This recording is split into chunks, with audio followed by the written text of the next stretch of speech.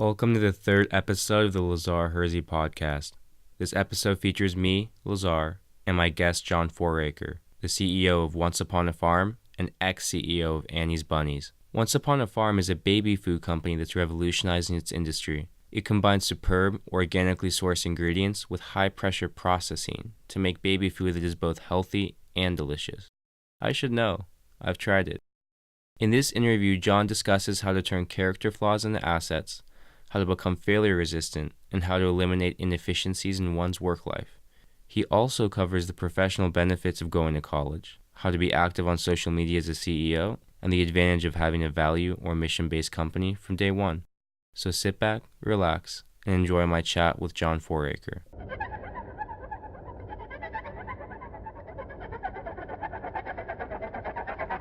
Welcome to the Lazare podcast, a place where I talk to exceptional individuals who have found their flow. In this first season, I attempt to capture the mental processes of entrepreneurs and explain how they started movements that make them tap dance to work each day. This podcast is for students, entrepreneurs, and anybody in between the two. Hi, John. You probably don't remember, but you came to my class at Berkeley, and you actually talked to UGBA 105. And you said a certain phrase that stuck with me since then, and you talked about how when you build a business, you want to be like the island of misfit toys, where you take all these different people that have this special skill and special, discrepancy, and create a community where they belong. I was wondering if you could talk about like a rough edge that other people considered a weakness or a character flaw that you turned into a useful quirk professionally. Sure. So I'm definitely an imperfect being. But one of my rough edges, I guess, is that it's really hard for me to sit in in a meeting and hear people not just get directly at the truth. And I feel like in big companies in particular, the culture of trying to avoid looking bad or just the way that people present being more important than the content that they're saying. I just feel like lots of times people just don't say the truth. And even when the facts are so obvious right in front of them. So my rough edge is I just call BS on that. And it doesn't work well. It doesn't work well in that kind of environment because people feel, put on the spot. But that's one rough edge. I think, there's nothing wrong with big companies. In fact, there's some amazing, incredible big companies with great cultures that are doing great things. But it oftentimes is a very different environment than a scrappy entrepreneurial business that's action-oriented, going fast. As you get bigger and as companies get bigger, there's this gravitational pull toward organization and hierarchy and not stepping out of line that I don't like. And so I think I was really designed to work in a smaller, faster moving company. So. Mm-hmm. And what were a few experiences that taught you that was your temperament or taught you that this is definitely my sweet spot? Yeah, it's just life experience. My first job out of undergraduate school, I graduated from UC Davis, and I went to work for a bank. And that was back when banks didn't really have the culture of selling. They were more kind of takers of deposits, and it was a highly regulated industry. And but they were starting to make that transition toward business development selling, and I was actually pretty good at that. And I just felt like we just moved too slow, and there was too much culture of like it's easy to say no to stuff rather than try new things. And that was my first exposure that like I needed to be in a place where I could like forge, cut a new sail and jib a different direction. And I don't think I'm unique in that way. I think there are a lot of people like that. And if you've been in a big organization and then you go to a smaller one and a startup, it's not for everybody either. There's, startups are tough and they're different. And some people love that and some people hate it. And so you just got to find what flavor of milkshake you like. I know it's tough, and I'm wondering if you have any techniques or mental kind of frameworks to practice self-compassion and like rebuild confidence after you get your nose bloodied.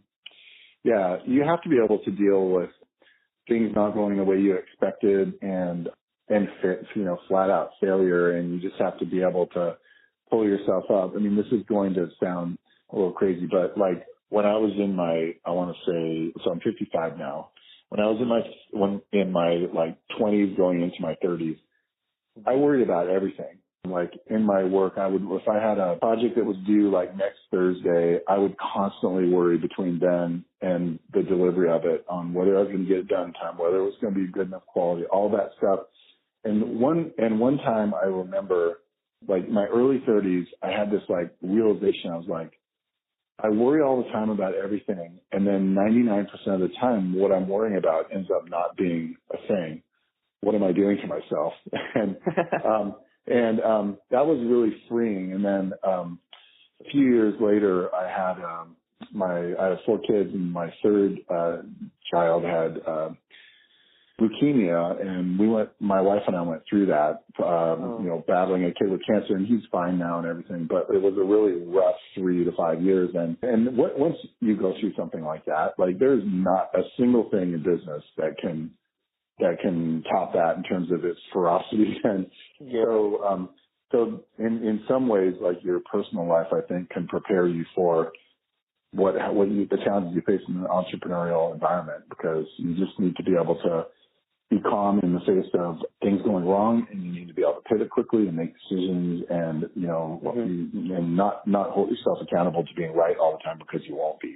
First off, I'm sorry that you had to go through that. Something else that kind of comes out of that is, I think when people stop worrying as much about the 6 or 7 days before the deliverable, I think they also start realizing what other things that are a waste of time. I was wondering if you could walk us through like one time-wasting task at work that you delegated or just completely eliminated. You're like, this isn't helping. This isn't moving us where we need to go. Yeah. So I remember when I first started working for the bank, I realized this. Like, I was, let's say, like 23 or whatever, and I was in this big office, and I would show up for work. Like, every office has its own culture, right? Like when people show up. So I would show up usually at about 7:30 in the morning, and I would stay until probably about 5:30 or 6. And it didn't take long until I realized that I was getting like twice as much work done as all my peers. And I realized why. And the why was because I just got after it. Like, if you think of the amount of time and, as you're walking around and talking about like to people around the water cooler, like what football game happened that weekend, or you know what I mean? Yeah. Some of that is great because it lightens things up. But like, I just realized that I'm very efficient at using time, and I'm always going, and I try to be really conscious of that. So I think just being focused is the biggest thing. And I think I've been lucky that I've had the ability to do that from the beginning. But I think a lot of people could be a lot more productive and get a lot more done and have more balance in their life by just grinding hard like that. Like I know a lot of people who work crazy hours, and I think if they actually worked more efficiently when they're supposed to be working, the pressure to pull the stuff out at midnight would be a lot less. Yeah, definitely. And it's not to say that, I don't do that, because I have to as well, because the bulk of what you have to do in a startup environment is a lot. But I'm just saying you can be very thoughtful about it and be more efficient, and I think get a lot more done and have a better balance of life. I wholeheartedly agree. And it kind of brings up an interesting point. I'll use my personal experience as an intern. You arrive at a company, you're not sure how the processes work, and so you try not stepping on toes, and before you know it, it's a habit. Now you're the guy who doesn't really step on toes, and you don't want to change, divert. So do you think it's better to just kind of ease into this focus, no nonsense, let's get it done, or is it better just to come in day one and be like, yo, this is how I operate? I think there's a balance. Like, I think it's very important anytime somebody joins a company, large or small, to be a real student of what the culture is, to really listen, to watch what people are doing. It's not a good plan for career success to come in and crap all over the culture, whether it's a good culture or not. You won't be there long if you do that. But I think spending a little time to assimilate and understand it, that doesn't necessarily mean to emulate it, but to like think about what's great about it. Almost every company, even if they've got a lot of room to improve, there are certain elements of the culture that are good.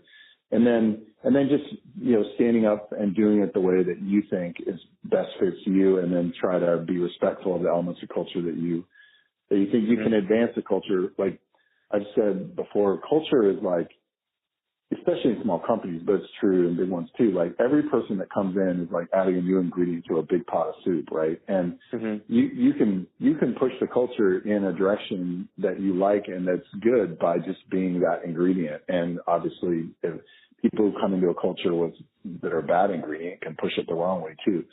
So I think you can influence culture by being a leader and by showing people that your way is the right way, and everybody has an opinion and a right to do that. And if it's a good fit for the company, that's great. That's really interesting. I never thought of it like that. That makes me think.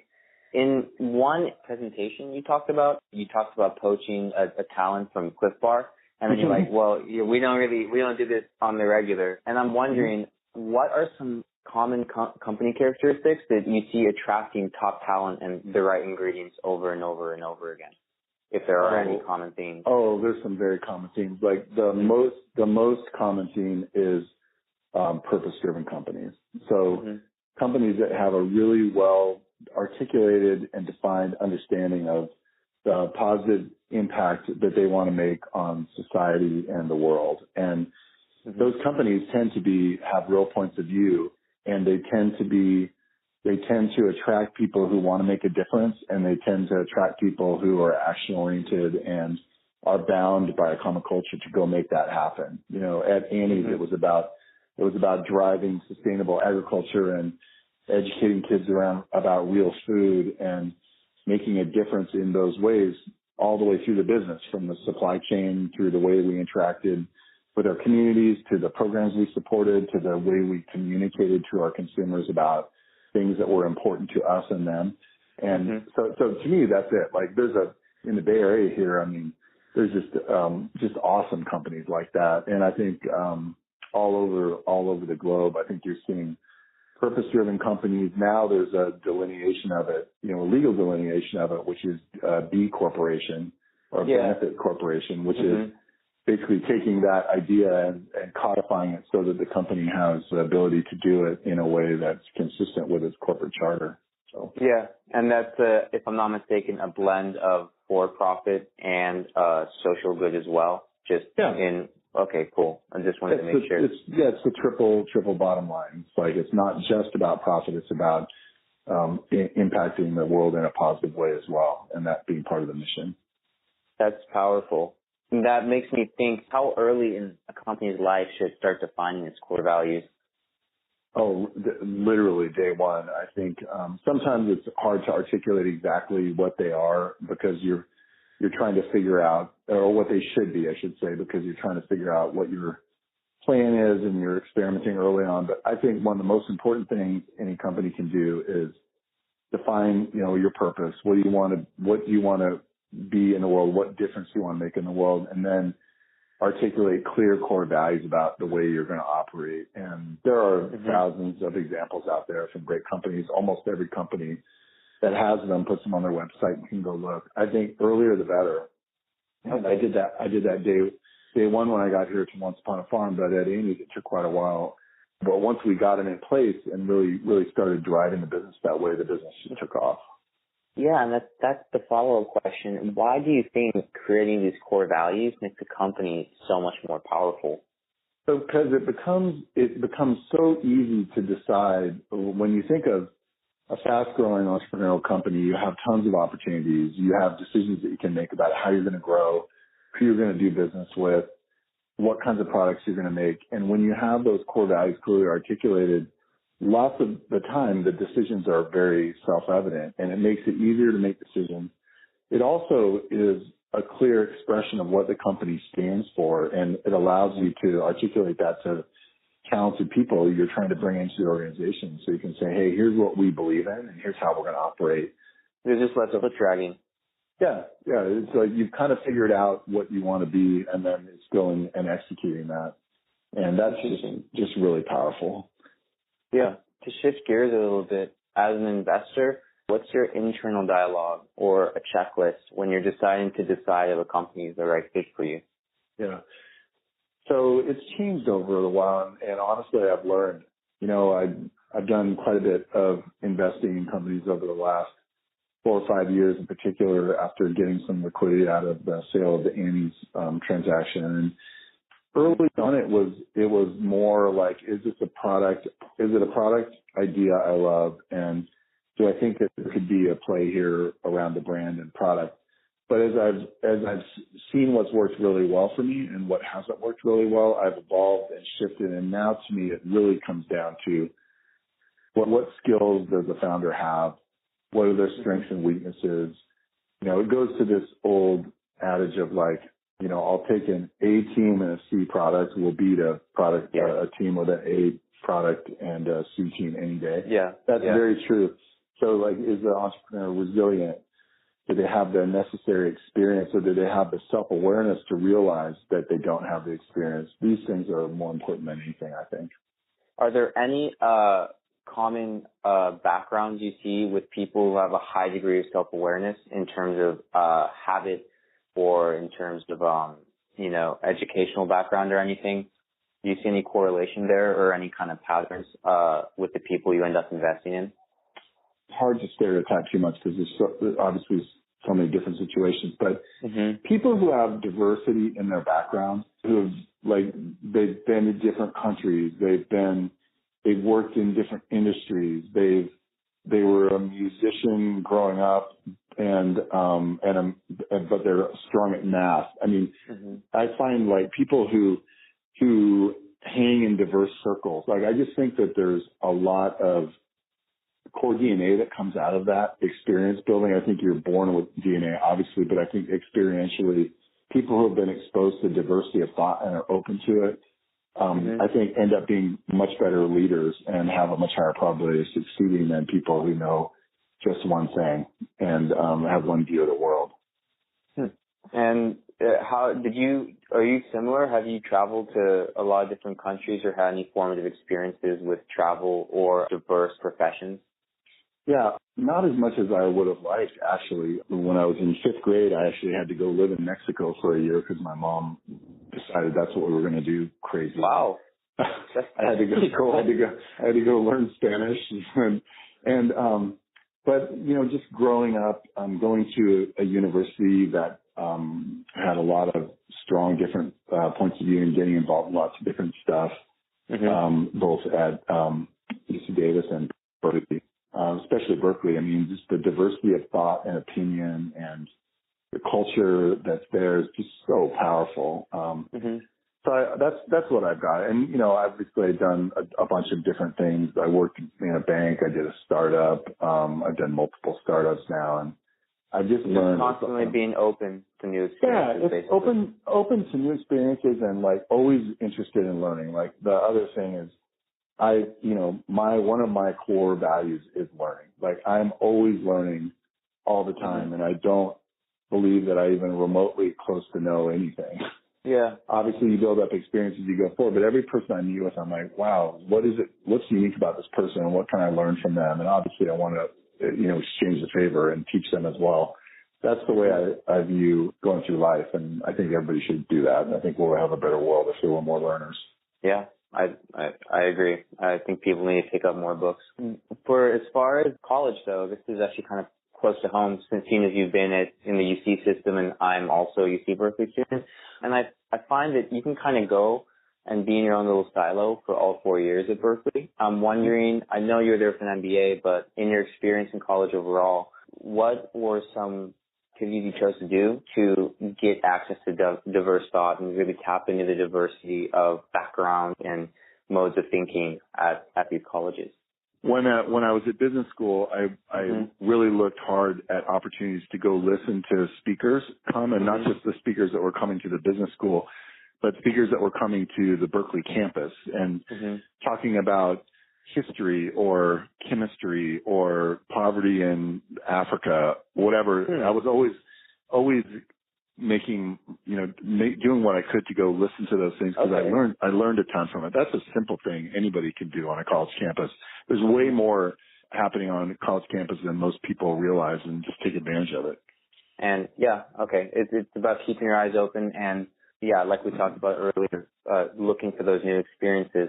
And speaking of kind of new experiences for just listeners and myself personally, what was the most important or useful class you took in college? If there is? This is really great. When I was at Berkeley, there was a class basically a organizational development in human relations class. Mm-hmm. It was basically about HR. It was about people. And I remember, very, very typical MBA, people come in and there's a lot of, sex appeal to like finance and marketing and all these things. And I remember people seeing this like HR class on the schedule was required and everybody just groaned about it and go, oh, that's soft skill stuff. Like, I don't need that or whatever. And I remember going into that class and everyone hated it and a lot of people missed it a lot. But I just like totally dove into it. And it was by far the best class I had at Berkeley. And I had some amazing classes, by the way, not to diss any of the other functional areas. It was amazing. Mm-hmm. But the reason it was so important is because as I've gone forward in my career, and if you ask anybody who's been successful out in the business world or even in just society, what they'll tell you is that the single most important determinant of whether you're successful or not is how well you work with people, how well you develop talent, how well you hire and retain. So like the idea that is not the number one thing people should be learning is amazing.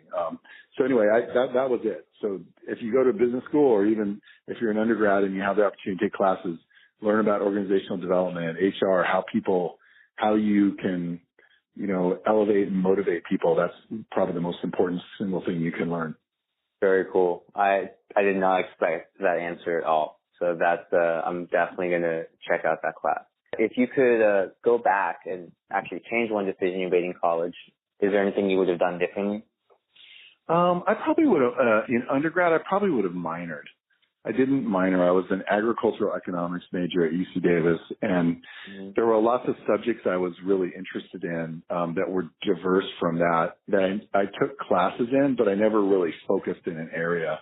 I probably would have done that, like botany or biology or plant science even, just something that was in the sciences around that area. I took a lot of classes, but I never focused in to learn it, to go deep enough. But that's probably one thing I would do differently. Cool. And just out of interest, or is there a problem that you're seeking to solve that you're facing now today? Just pure interest. Pure interest. Just very interesting. It's very interesting to me, and there's obviously so much science around it. I love it. Yeah. What's your favorite plant? How important was your background in investment banking in preparing you to think strategically about these business problems? A lot of business students, and I think I'm feeling this pressure inexorably myself, is kind of the ABC, like accounting, investment banking, and consulting. I'm wondering if it's relevant to your growth. Yeah, so I wasn't an investment banker. I was a corporate banker, a little different. I was basically working with mid-market sized companies like, let's say like $5 million in sales a year to a couple $100 million a year, like lending to them. We had investment banking capabilities, but we were also working with that group inside the bank. So that's what it was. I think it was very relevant because you learned about a balance sheet and an income statement and cash flow, and you learned about the challenges that businesses faced and product development. You saw a lot of that stuff because you were sitting down with a bunch of different business owners and talking about how they grew their business and the mistakes they made. So it was very relevant. I think all of those, paths that you just mentioned, all of them, there's great learning that can help somebody later if they want to be an entrepreneur. And interesting. Yeah, I mean, investment banking for sure, consulting. You're seeing lots of different situations. There's lots of learning. It's really just what works for you. So using it as kind of a launch pad or fertile ground to kind of plant the seeds of your ideas. Yeah, I think getting some experience, like it's never a bad thing to get training and experience, like to this concept of learning we already talked about. Like, when I graduated from college in the early 1980s or mid 1980s, it was very common for people to go get a job and be there for like 30 years and retire. Now it's, as you know, your generation and my son's generation, whatever, it's not uncommon to have like 6 jobs in like 8 years. Like hopefully not that many, but it's common. But I think that's actually quite healthy because you're seeing stuff, you're learning new things, you're deciding what's for you and not for you, and you're moving on to the next thing. I think a lot of people, that kind of experience, I think, will help people get onto their entrepreneurial dream and give them a diverse background that can help them start a company if they've seen a lot of different situations. I think that's a good thing.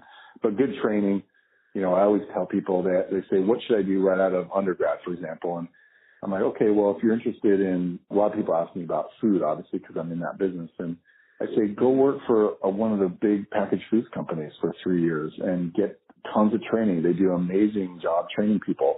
And then you can decide if you like that. There's lots of great opportunities to grow your career there. Do that. But if you don't, you've got this training advantage that a lot of other people didn't have. I never had that. I kind of, in some ways, wish I had. It would have.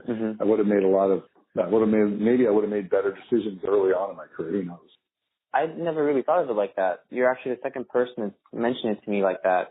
A lot of the culture, at least in startup communities in the Berkeley area, is one of kind of selling out and being like, oh, you're going to go get a job. Like, oh, so the company didn't work out, Right. But yeah, I think that's the wrong focus. The focus should be on the learning, the process, which kind of brings me to the next question. Did you have a process behind deciding what industry to specialize in? Because I know you were in agriculture as an undergrad and everything, so it seems like you had this pretty locked in early on. Yeah, I was really actually interested in agriculture, and I came from a farming family, so I kind of had this thing like, well, I want to be a farmer. There were elements of that I really liked. Then I went to work for the bank, and I ended up, after a training period, I ended up being put into the group that was doing a lot of business in the U.S. wine business and California wineries, Napa and Sonoma. And I just learned and saw a lot of brands and became fascinated with the idea of brands. And like the example that I remember was there was this winery that had a brand, and they were able to take grapes and make wine off this one vineyard and sell it for like $14.99 a bottle. And they could never keep it in stock. And then there was another winery buying grapes and making wine from the exact same vineyard, and they could barely sell the stuff for $9. And they always had too much. And I was like, what is it about the brand that was created these wines are very similar. And so that's when I started getting into brands. And then, so it's really the intersection of agriculture and branding and food. And that's when I decided to get into the food business. And that's such an interesting intersection because putting something in your mouth and eating it or giving it to your kid is such an intimate process. And that makes me kind of ask about your discourse and how you interact with your customer base, which is more a dialogue instead of talking at them. And I'm wondering, for your social media strategies and stuff, are there any steps you take to ensure that the thoughts you're putting out into the world are authentic and not kind of a fad? Yeah, I think my general advice on social media, and it's actually just a general advice about a brand, is like, just be yourself. Like, know who you are, know what your own personal strategy and values are, and just be yourself. And I was around before the internet and before social media, and I think with the advent of those things, and big companies used to be able to like say, hey, here's what we stand for, and the way that they would communicate that would be like through mass media, and no one would know any different. Now you have social media, and everybody can share their own opinions, whether you like them or not. And I think too often companies worry about trying to make everyone happy and saying things that will only make people happy and not make people unhappy with what they say. And I think that's totally missing the point. I mean, I think you should just be yourself. The people who gravitate to the things that you value and care about, whether it's the types of products or the values you stand for as a business, will gravitate to you and be authentically connected to you in a really deep emotional way. The people that try to be friends with everyone are generally inauthentic, I think, because they're not really being real. And you can smell that. I mean, in PR and in social media, you can see that. You can see who's, what's a well-crafted PR statement versus somebody just being an authentic leader. And I think it comes across, and it can be a huge advantage if you do it well. And obviously, you have to suffer the consequences if you do something poorly too, right? So Yeah. That's interesting because I personally worry about, even if it's authentic, right, at the time, me changing as a person. Maybe this is what you meant by like a mistake and kind of dealing with the ramifications, but how do you stay authentic when navigating a personal change? So let's say I thought X about this issue and after further thought, my opinion has changed to Y. Yeah, I just think be authentic about that, admit that you changed and why. I mean, this idea that everyone is programmed to think one way is just crazy. I mean, I grew up in Northern California Chico, which is a farm town, which it was a very like old school conservative way of thinking up there to a great degree, outside the university. And so I was much more conservative on social issues and stuff when I was born and raised there. But as I've grown and I've evolved and I've developed different points of view, I think back to myself 30 years ago and going, my God, I can't believe you used to believe that, Yeah. But I think personal growth is real. And I think just admitting it and owning it is the biggest thing. And that's how I think about it. Okay. Interesting. Another less savory aspect of social media is just the time suck and the ability to just always be in it. And I read somewhere that you're spending about 30 to 60 minutes a day on social media, consuming and responding. Do you have any hard and fast rules you use to make sure it doesn't bleed over in other aspects of your life? Yeah, there's the broader conversation around technology intruding into people's lives. And I just saw a study that was done by somebody from Kleiner Perkins, Mary Meeker, who was really famous, and she follows the internet and the development of technology, and the amount of time that we're spending interacting with our handheld device and on the internet is it's amazing. It's something like 6 hours a day on average across the globe. Yeah. So I try to, obviously I do that because I'm using that device for productivity and communicating and all that stuff, but I have a very set routine where I take a train to work and back. And when I'm on that train, it's like my quiet time to think. It's my quiet time to do research on things I'm interested in. And then I also engage in social media. So I'll look at the channels that I follow. Part of it is participating and communicating and being myself there. But a big part of it is learning. I have a tweet deck that follows 20 different topics and hashtags. And I look at those every day. And there's always something interesting that comes up that I learn, and then I'll dig deeper in it. So that's how I do it. I think people overstate, CEOs in particular have very low social media interaction, or I would at least say authentic social media interaction with consumers. And they say, well, it takes too long. That's baloney. I mean, it doesn't take too long. You just have to have a routine and know what you want to do, where you go, what are the things you want to engage in, and what are the things you don't. Just do it. I mean, that's how I think about it. Yeah. Can you give us an example of a tweet deck or a hashtag that you follow and the reason behind it? Yeah, so I follow competition. I follow races, the issues that are down at the border right now, and I follow one of the nonprofits that's down there raising a bunch of money, and I watch what they're doing. And so as things pop up in the news, I'll just create I'll look for a hashtag on it, and then start filtering stuff to show me what's out on out in Twitter or search on Google and find out what's in the news on that topic. That's how I think about it.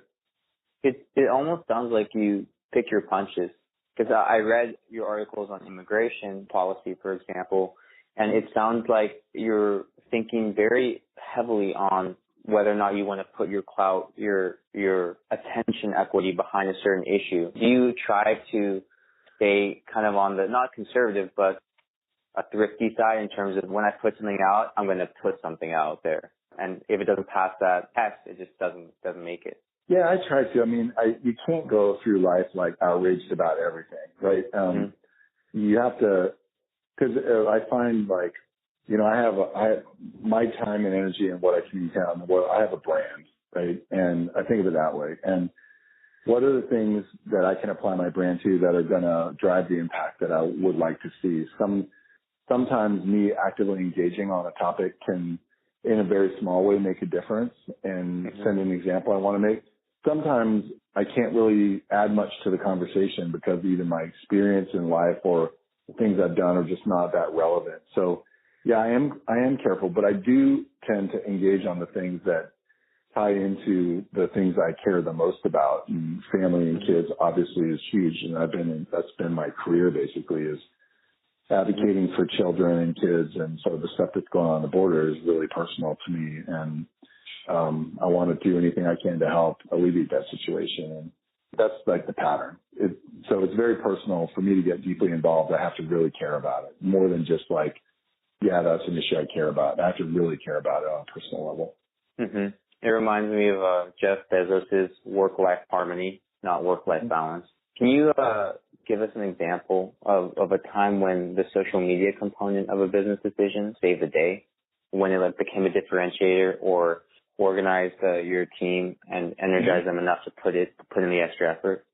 Yeah. So, yeah, for sure. The one that pops right into my mind is when, I joined Annies in 1999 and began running it full time in kind of the early 2000s, and then sold it to General Mills in 2012, and 2014. And when we did that, we had about 20,000 comments on our Facebook page in 2 days, and they were discreet, and most, like 99% of them were really mad.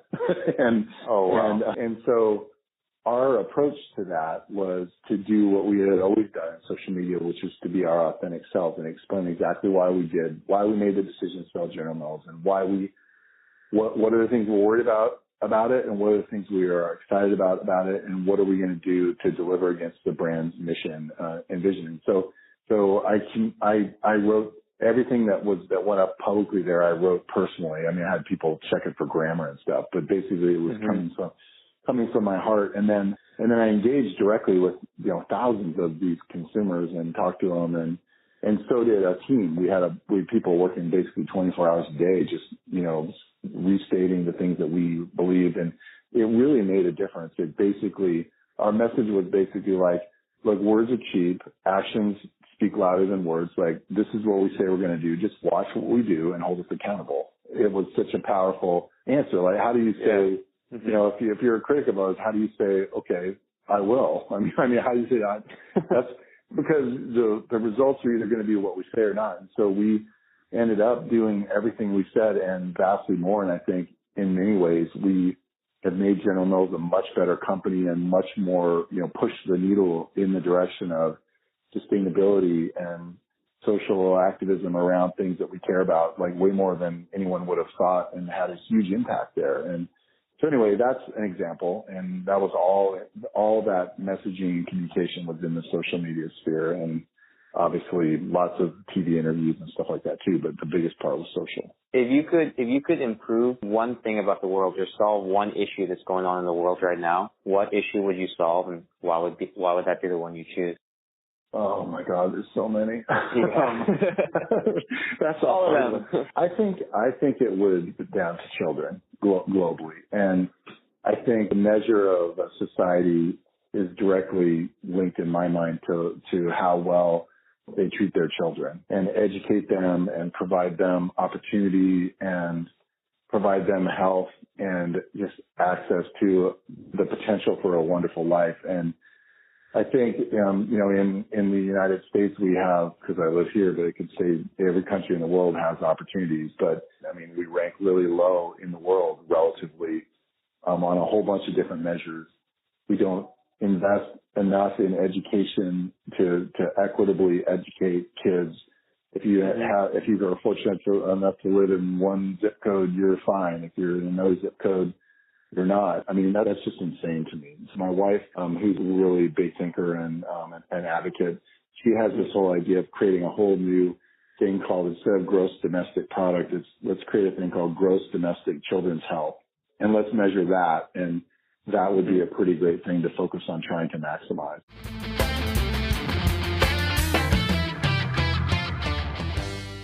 There you have it. Thank you so much for listening to my podcast this week. You can subscribe at Apple Podcasts or wherever you get your podcasts.